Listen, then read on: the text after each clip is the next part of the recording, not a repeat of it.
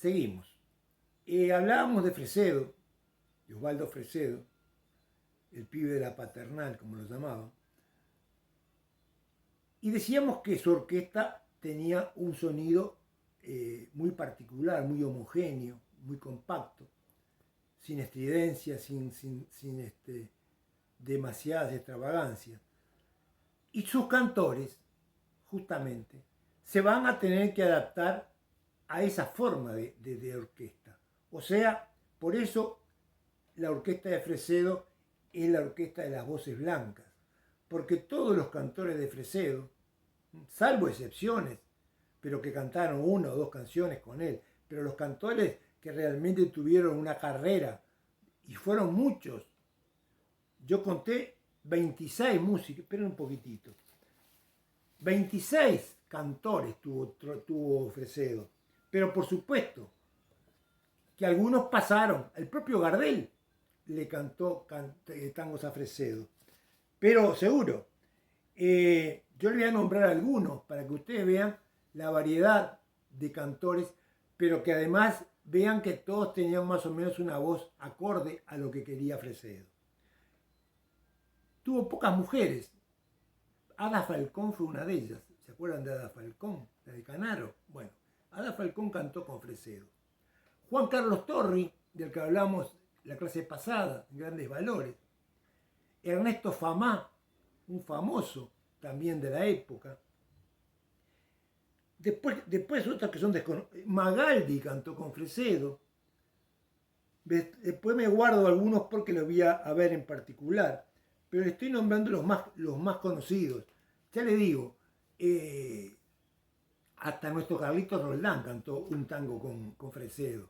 O sea que la variedad fueron 26 músicos que cantaron en la orquesta de Fresedo. Pero me voy a detener en tres particularmente, que me parece a mí que son los más destacados entre todos estos 26, por lo menos a mí me parece que son los más destacados.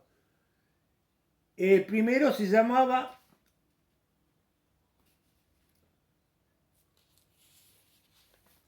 Roberto Ray.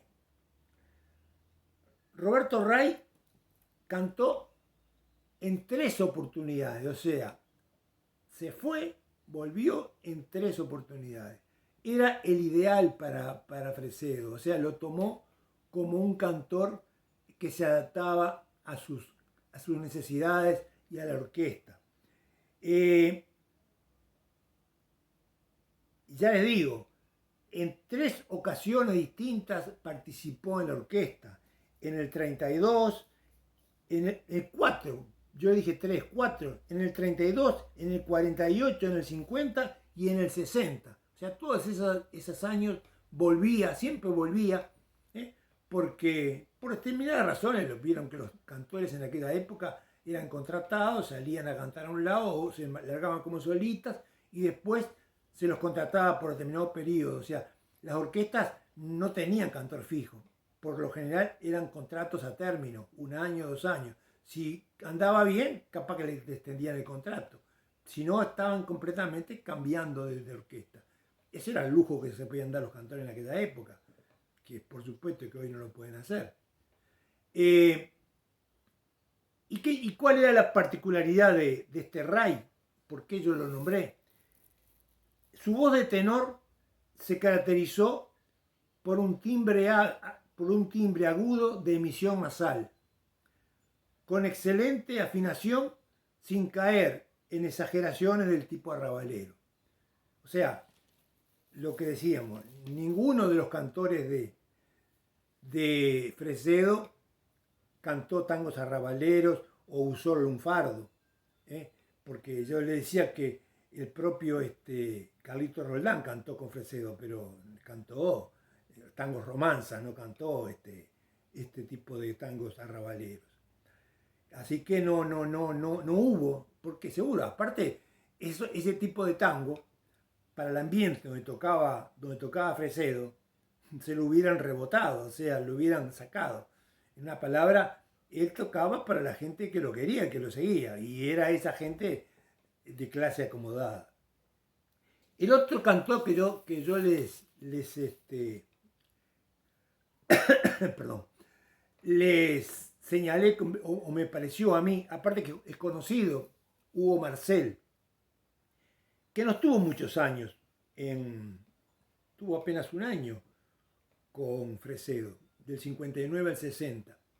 Pero como es un cantor tan conocido, y lo hemos visto tantas veces en Grandes Valores del Tango, me servía porque no pasó lo mismo con Roberto Ray, que no cantó en Grandes Valores. O sea, que Roberto Ray, como fue de épocas anteriores, no hay muchos registros de él, por lo menos visuales, para que ustedes lo identifiquen.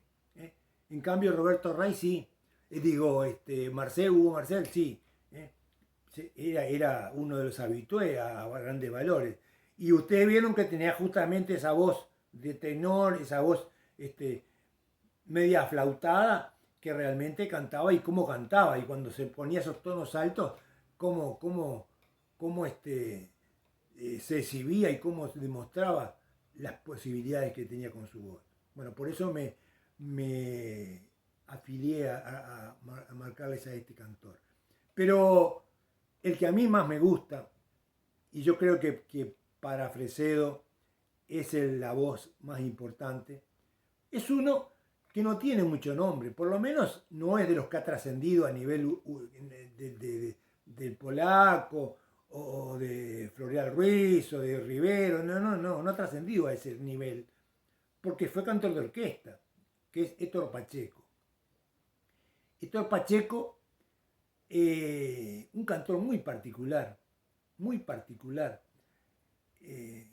con una voz chiquitita, o sea, tenía poca voz, pero parecía que le hubiera encontrado la voz justa para la orquesta de Fresedo.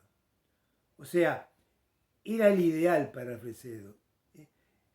Yo hoy justamente les voy a pasar un tango cantado por Héctor Pacheco, que para mí es el más lindo, y yo cuando, digamos, si ustedes se acuerdan, en algún momento lo pasé en la clase, pero yo sé que no es un tango conocido, pero le pone una delicadeza y le pone un encanto a esa canción que realmente da gusto. Les quiero leer algo sobre este Pacheco para terminar por hoy, para que por lo menos lo ubiquen y tengan alguna idea de quién fue, porque ya les digo, no es conocido, no es de lo más conocido. 1918-2003, su vida. El último de los vocalistas citados como ejemplo de entrañable compatibilidad entre la orquesta y cantor, representa en la historia de la orquesta Fresedo una nueva relación entre cantor y orquesta, donde el primero adquiere una mayor relevancia manifestada a través de una mayor participación en el desarrollo de cada tema. Se caracterizó por poseer un limitado caudal y registro de voz, dificultad subsanada a través de sus recursos técnicos vocales.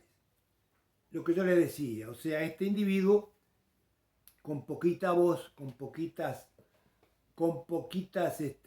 posibilidades, sin embargo, la supo utilizar. O sea, cuando uno tiene poca voz, pero la sabe utilizar, tiene lo que se llama técnica, o sea, la técnica de cantar. Porque uno puede tener una voz esplendorosa, que desborda, pero si uno no tiene la técnica, si no tiene la habilidad para emplear ese vozarrón, en definitiva termina en la nada. Entonces a veces hay recursos que son más importantes que la propia voz. Y si no, que lo digan al polaco, que en los últimos años cantó, como decimos nosotros, a carpeta, porque la verdad que de voz no tenía nada. Sin embargo, los interpretaba y la gente seguía queriéndolo, y sin embargo cantaba poquito y nada. Porque la verdad que sus últimos años del polaco fueron lamentables, pero con la voz, pero desde el punto de vista de la expresión y desde el punto de vista de cómo el público lo recibía. Entonces ahí demuestra justamente cómo uno,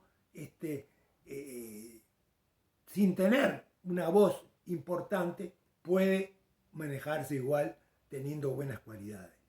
Bueno, y los dejo por hoy y ya les voy a pasar todo lo que hablamos anteriormente.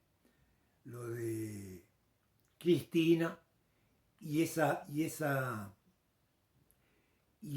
entrevista que le hicieron a Olguita en Tele 12. Hasta la semana que viene.